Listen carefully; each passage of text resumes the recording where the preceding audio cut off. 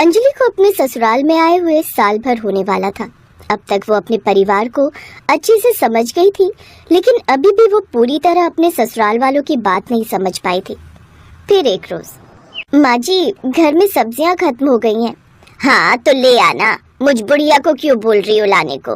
और वैसे भी बड़े बुजुर्ग कह गए हैं कि जिस रसोई में 4 लोगों का हाथ लगे ना, वो ठीक से चल नहीं पाती। अब रसोई तू बनाती है तो सामान भी तू अब खुद ही लेकर आया कर। अंजलि को समझ आ गया कि अब उसके जिम्मे एक और काम आ गया। अंजलि सामान की लिस्ट बनाकर बाजार चली गई और फिर थकी हारी सामान लेकर घर लौट आई। जल्दी से खाना बना लेती हूँ, बहुत भूख लगी है। ओ महारानी, ये कोई वक्त है आने का और अब खाना बनाएगी? दिन के 3 बज रहे हैं, मैंने तो समय पर खाना बनाकर खा लिया। और तू भी कान खोल कर सुन ले, इस घर के कुछ नियम हैं। यहाँ खाना तय समय पर ही बनता है और खाया जाता है, आगे पीछे नहीं, समझी? तो अब खाना बनाने और खाने का समय निकल चुका है, इसलिए अब तू खाना नहीं बना सकती। इसलिए अब तू शाम को ही खाना बना लेना। अब तू इसे सजा समझ या जो मर्जी, लेकिन इसी बहाने अगली बार के लिए तुझे सबक भी मिल जाएगा। लेकिन माँ जी, मैं कोई बाजार टहलने थोड़ी ना गई थी, सामान लेने गई थी। मुझे तो भूख लगी है, मैं तो खाऊंगी खाना, मैं तो चली।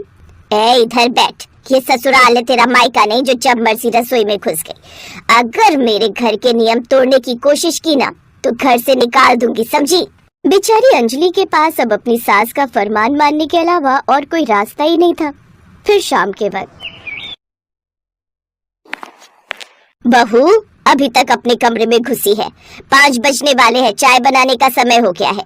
अगर 5 बजे के बाद तू रसोई में गई ना तो ताला मार दूंगी रसोई में, समझी? फिर ऐसा ना हो कि तू चाय से भी जाए। अंजलि तो भूख के मारे पहले ही तड़प रही थी, इसलिए वो कोई भी रिस्क नहीं लेना चाहती थी।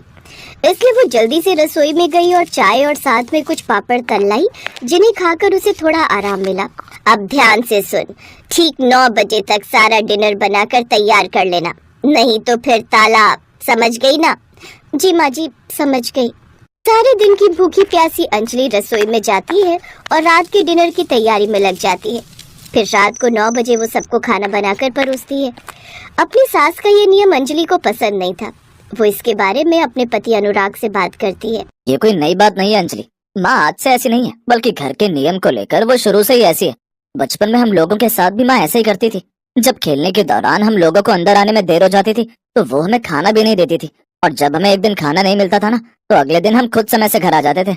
लेकिन अगर कोई किसी काम से कहीं गया और आने में देर हो जाए तो इसका मतलब ये तो नहीं कि खाना ही नहीं मिलेगा। और मैंने बताया ना, मैं घूमने नहीं गई थी, घर का राशन लेने ही गई थी। देखो, इन छोटी छोटी बातों को लेकर बहसबाजी करना मैं जरूरी नहीं समझता, और तुम भी खुद को माँ की तरह इस घर के नियम कानून में डाल लो। अब मुझे सोने दो, सुबह ऑफिस भी जाना है। अंजलि को अपने पति की बात पर बहुत गुस्सा आया, लेकिन वो कर भी क्या सकती थी। ऐसे ही समय बीता और कुछ महीने बाद उसके देवर मोहन की शादी भी हो गई और देवरानी प्रिया भी दुल्हन बनकर उस घर में आ गई। और जब उसे घर की इस रसोई के नियम के बारे में पता चला तो उसके भी होश उड़ गए। लेकिन भाभी, घर के कामकाज निपटाने में थोड़ा बहुत लेट तो हो ही जाता है, इसका ये मतलब थोड़ी ना कि बहू को खाना ही मत दो। इस घर का तो यही नियम है प्रिया, जब खाना बनाने में मुझे लेट होता है तो माँ जी तो बस घड़ी देखती रहती हैं, लेकिन जब तक मैं सारे काम निपटा कर रसोई में आती हूँ तब तक माँ जी रसोई में ताला लगा देती हैं। ये दोनों भाई खुद तो बाहर खा लेते हैं और घर में मैं ही रह जाती हूँ भूखी। अच्छा एक बात बताओ भाभी, इस रसोई में 2 दरवाजे क्यों हैं? माँ जी कहती हैं कि ससुर जी ने वास्तु के हिसाब से 2 दरवाजे बना दिए थे। वैसे हम तो एक ही दरवाजा इस्तेमाल करते हैं, दूसरे वाले में तो हमेशा ताला ही लगा रहता है। तो ये सब छोड़ना। ऐसे ही कुछ दिन बीते। एक रोज, सच कहूँ भाभी, कभी कभी ऐसा लगता है कि मेरी शादी नहीं हुई बल्कि मुझे सजा सुनाई गई है इस 4 दीवारी में रहने की। क्या यार, ना कहीं मूवी जा सकते हैं ना कहीं घूमने। तेरी शादी तो अभी अभी हुई है, मेरी शादी को तो 2 साल होने वाले हैं। मजा आ ले बिना काम के इस घर के बाहर कदम भी रखा हो। वैसे भाभी, अगर हम बाहर जाएंगे घूमने तो खाना भी बाहर ही खाएंगे, तो ये टेंशन नहीं रहेगी कि घर पर रसोई में ताला मिलेगा। माँ जी तुमसे 4 कदम आगे का सोचती हैं। उनका एक नियम ये भी है कि जाओ कहीं भी लेकिन खाना घर पर ही खाना है। माँ जी की मर्जी के बिना घर में पत्ता भी नहीं हिल सकता, बाकी जो होगा देखा जाएगा। ऐसे ही दिन बीते। एक दिन दोनों देवरानी जेठानी बाजार गई हुई थी। चलो भाभी जल्दी चलो, कहीं ऐसा ना हो समय से खाना बनाने घर ना पहुँच पाए। हाँ जल्दी चल। लेकिन तभी रास्ते में प्रिया की पुरानी सहेली अंकिता मिल जाती है। अरे यार प्रिया, कैसी है तू? कितने दिनों बाद देख रही हूँ तुझे। शादी के बाद तो तुझे मिलने तक की भी फुर्सत नहीं। अंकिता, मैं ना तुझे घर जाकर फोन करती हूँ। बिल्कुल नहीं, आज मैं तुम्हारी बिल्कुल नहीं सुनूंगी। चलो ना, पास में ही मेरा घर है, चाय नाश्ता करते, थोड़ी गप्पे मारेंगे, फिर चली जाना। अंकिता जबरदस्ती उन दोनों को अपने साथ घर ले जाती है। वो दोनों जल्दी जल्दी एक ही घूंट में चाय पीकर अपने घर की तरफ भागती हैं। लेकिन घर पहुंचने में हो गई थी उनको देर, और तब तक लग चुका था रसोई में ताला। अब बिल्कुल भी रसोई में जाने की जरूरत नहीं है। अब तुम दोनों भूखी ही रहोगी, समझी? हम सब ने समय से खाना खा लिया है। वो दोनों मुंह लटकाकर अंदर चली जाती हैं। फिर देर रात प्रिया को ध्यान आता है कि आज तो उसने दही जमाई ही नहीं। अरे, मैं तो आज सुबह के लिए दही जमाना ही भूल गई। माँ जी से चाबी मांगकर देखती हूँ, क्या पता दे दे। वो अपनी सास के कमरे में जाती है, जहाँ वो देखती है कि उसकी सास के कमरे से जो दरवाजा रसोई से लगा हुआ था वो खुला हुआ है। वो उस दरवाजे से रसोई की तरफ जाती है, जहाँ का नजारा देख वो हैरान रह जाती है। उसकी सास बड़े मजे से अंदर खाना खा रही होती है। प्रिया को देख वो घबरा जाती है। अरे छोटी बहू, तू यहाँ क्या कर रही है? तू जानती है ना रसोई में 9 बजे के बाद आना मना है। अच्छा, फिर आप यहाँ क्या कर रही हैं? ओह, अब समझ आया ये 2 दरवाजे की रसोई का चक्कर क्या है। बड़ा जुल्म किया है आपने हम पर। क्या कहूँ बहू, दरअसल ये सब आदत मुझे मेरी सास से पड़ी है। वो नियम की बड़ी पक्की थी। मुझे जरा सी भी देर हो जाती तो वो मुझे खाना बनाने नहीं देती थी और मैं भूखी रह जाती थी। इसलिए मैंने ये रसोई का दूसरा दरवाजा अपने कमरे से निकलवाया था, ताकि रात को जब मेरी सास सो जाती तो मैं चुपके से इस दरवाजे से जाकर खाना बना लेती। सास तो चली गई, लेकिन मेरी आदत नहीं गई, इसीलिए मैं तुम लोगों के सामने ताला लगा देती, लेकिन मैं खुद इस दरवाजे से जाकर खाना खा लेती। तब तक बाकी घर वाले भी वहाँ पर आ चुके थे और ये सब बातें सुन रहे थे। माँ जी कम से कम अंजलि भाभी के बारे में तो सोचती। वो बेचारी कितनी कमजोर हो गई है। अरे, वो कब से बच्चा प्लान करना चाहती है, लेकिन आपकी इस हरकत के कारण वो माँ बनने से भी डर रही है, क्योंकि उन्हें डर है कि कहीं उनके होने वाले बच्चे के साथ भी वही ना हो, उसे भी भूखा न रहना पड़े। अब सास को अपनी गलती का एहसास होता है और वो उन सब से अपने किए की माफी मांगती है, और उस दिन के बाद वो रसोई में ताला लगाना छोड़ देती है।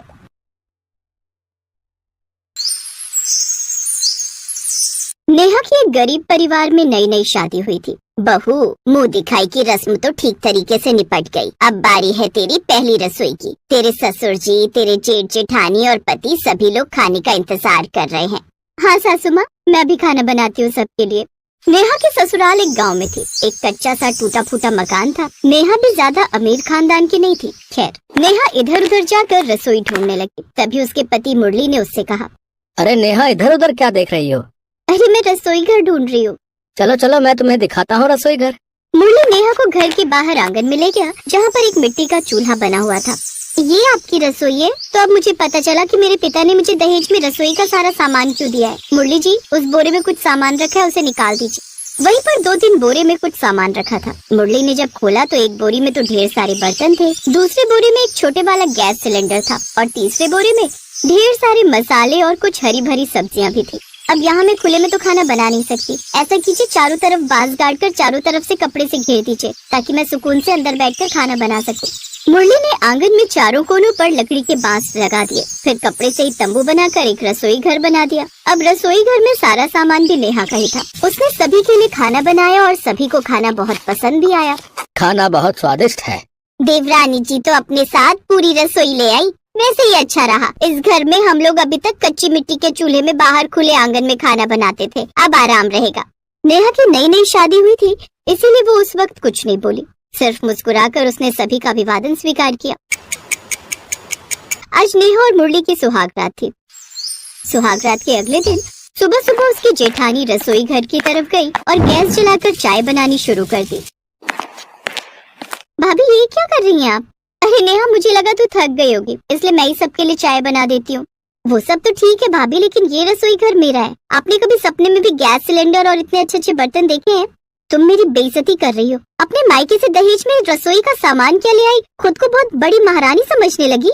नेहा ने सबके लिए चाय बनाई। जब बारी आई खाना बनाने की, तब उसकी सास भूखे से उसके रसोई घर में पहुँच गई। चलो, ये अच्छा रहा, बहू अपने साथ पूरा रसोई घर ले आई है। तभी वहाँ पर नेहा आ गई। सासू माँ, मेरे रसोई घर में आप क्या कर रही हैं? तुम्हारा रसोई घर? ये कैसी बातें कर रही है बहू?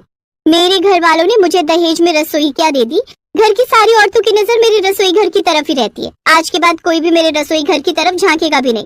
उसकी सास को कुछ भी समझ में नहीं आया। वो बेचारी सीधी सादी थी, बिना कुछ बोले वहाँ से वापस आ गई। अब दोपहर का पूरा खाना नेहा ने अकेले ही बनाया। ऐसे ही दिन बीतते जा रहे थे। नेहा किसी को भी अपने रसोई घर में घुसने नहीं देती थी। इसी वजह से घर के सभी सदस्यों का खाना नेहा को अकेले ही बनाना पड़ता था। फिर एक रात उसने अपने पति मुरली से कहा, देखिए घर में इतने सारे लोग रहते हैं और सबका खाना मुझे ही बनाना पड़ता है, ये कब तक चलता रहेगा। नेहा, तुम अपनी रसोई में किसी को घुसने ही नहीं देती हो, तो भला कौन तुम्हारी मदद करेगा? वो रसोई मेरी है तो मैं भला किसी और को अपनी रसोई में क्यों घुसने दूं?